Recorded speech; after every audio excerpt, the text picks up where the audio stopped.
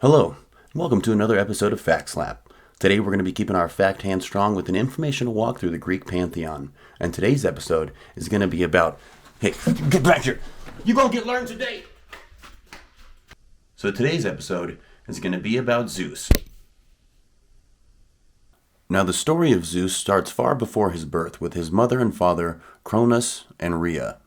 Now, Cronus' mother was Gaia, who gave him a prophecy that one day he would be overthrown by his son, just like his father Uranus was, thrown over by him. Just like any logical raccoon, Cronus was like, I'm just going to eat my kids. Problem solved. Now, after the 5th time this happens, Rhea is really getting tired of this crap, so she goes to Gaia and is like, what should I do, Mom? I really need some help here. She says, go have birth in secret, and replace that baby with a rock, and then feed that rock to Cronus. Now this being Cronus' 6th child, he's sitting there like, God damn it, another one? Alright, just give it to me. Right down the gullet, no inspection or anything, and this turned out to be one of his biggest mistakes. Now even in Greek mythology, babies are not the greatest fighters, so Zeus had to be raised in secret, and at this point the story can take one of two turns. Now he was either raised by a nymph named Amalthea, or he was raised by a goat named Amalthea. Fact is, Amalthea was there. What a good mom.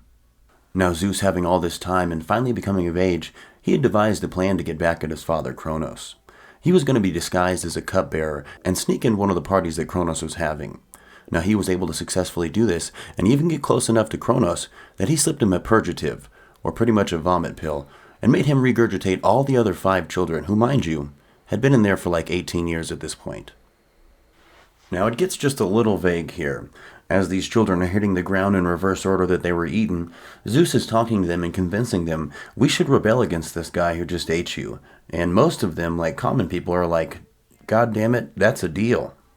So Zeus knows he and his brothers and sisters can't do this by themselves. So after some more vagueness, he's suddenly in Tartarus, fighting the great monster Campi to help release the Titans and the Hecatoncheires. So before getting back to the battle, the Cyclops, who were part of the Titans' generation, made Zeus his famous thunderbolts, as well as Hades' dark helm and Poseidon's famous trident. Now Zeus, his brothers and sisters, the Titans, and the Hecatoncheires returned to battle to fight Cronus, and after a 10-year-long series of wars, they end up winning and taking Mount Olympus to become the Greek gods they're known as today. Now having won the battle, they have Gaia on their side, and if you remember, Gaia is Cronus' mother, so this is Zeus' grandma. Now, when they beat all the Titans, they trapped them again in Tartarus, which is inside Gaia, and this was a very painful thing for her to go through. Again, these were her children, and she did not want to see this happen. So what she did in return was create Typhon. Now you may be asking, Hunter, you said she made Typhon. How did that happen? All these other Greek gods had to be born. What's going on? Well, I'm super unhappy you noticed, but let me explain. Now Gaia, having all her babies locked up inside her inside of Tartarus, got angry at this because it was very painful for her. So she decided to mate with Tartarus, and the offspring was Typhon. Now I know what you're thinking, and don't think about it, because there's no answers. Now I'm sure this raises questions in your minds like, Hunter, how do I mate with myself? How does that work? Well, around this same time while everything was going good, Zeus was dating a Titan named Metis. And there was a prophecy saying that she would have 2 babies. One would be a woman that would match him in power and strength, and another would be a male who would surpass him and end up taking his throne. Not wanting to be like his father Cronus, he had Metis transformed into a water droplet and swallowed her, never giving her a chance to give birth to the children. Now having drunk the water droplet of Metis, he starts to gain the attributes that she had before, becoming more wise and powerful than he was previously. But after a few short days, he gets an enormous headache, and his head begins to grow in a very odd fashion. So Hephaestus, the god of the forge, is like, hey, don't worry, let's just cut it open. And everyone's like, that's a great idea, man, right here, quick. And suddenly, when Hephaestus cuts his head open, Athena pops out, fully grown and fully armored.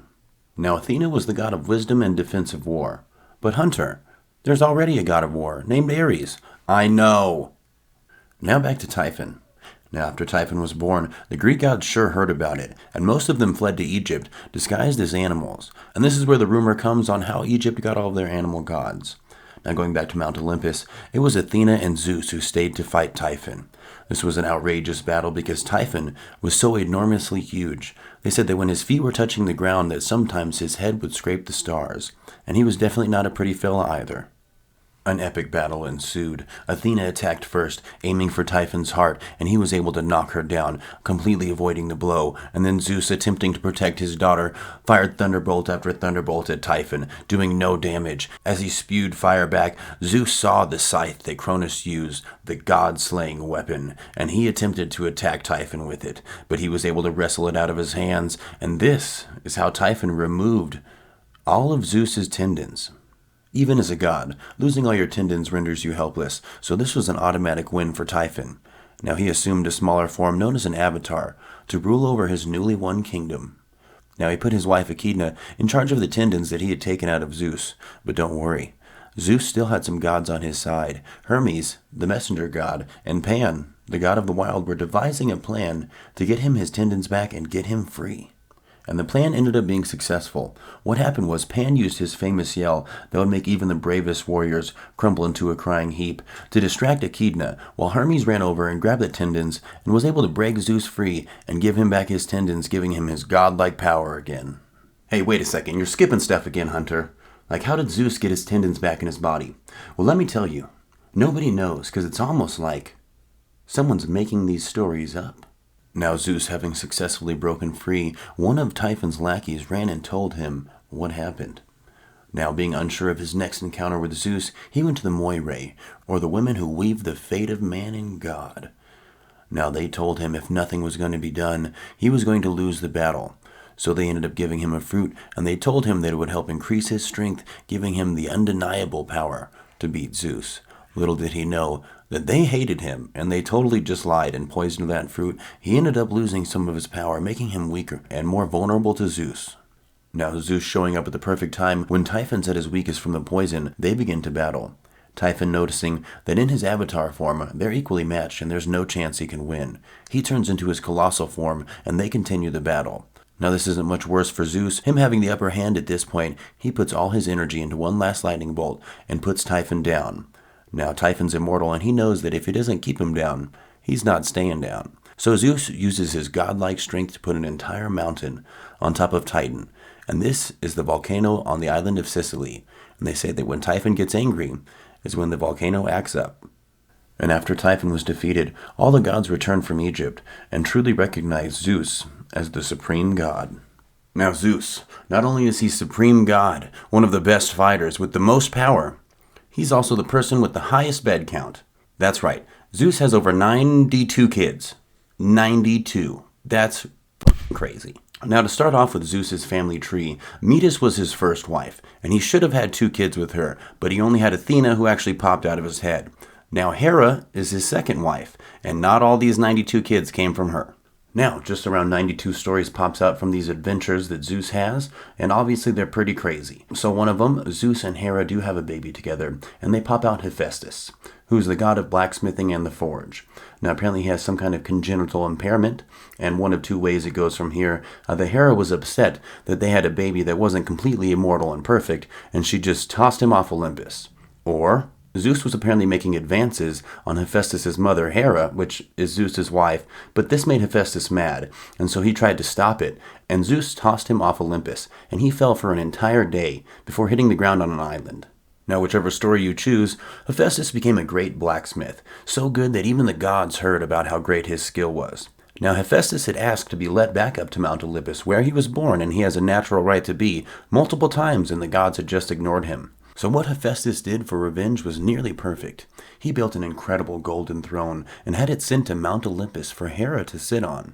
Now, once Hera sat on this throne, it locked her up tight and she couldn't move, and none of the gods could break her free of this incredible golden throne.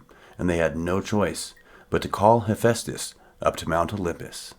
He ignored them so hard that they had to send gods after him to get him. At first they sent Ares, but Hephaestus threatened him, and Ares had to back down. Next, they sent Dionysus, the god of wine, because what's better to get him drunk and drag his ass back to Olympus? Now Hephaestus wakes up on Mount Olympus, and all the gods are standing there begging him to let Hera go. and he says under one condition, that he gets his place back on Mount Olympus and becomes the blacksmith for the gods. Now Zeus agrees to this, and Hephaestus sets Hera free. Now, along with another side note to this story, Hephaestus, who is actually pretty ugly, ends up marrying Aphrodite, the goddess of love, the most beautiful of all goddesses, because Zeus doesn't want the other gods worrying about who's going to marry her. So he pretty much is just like, you're paired together.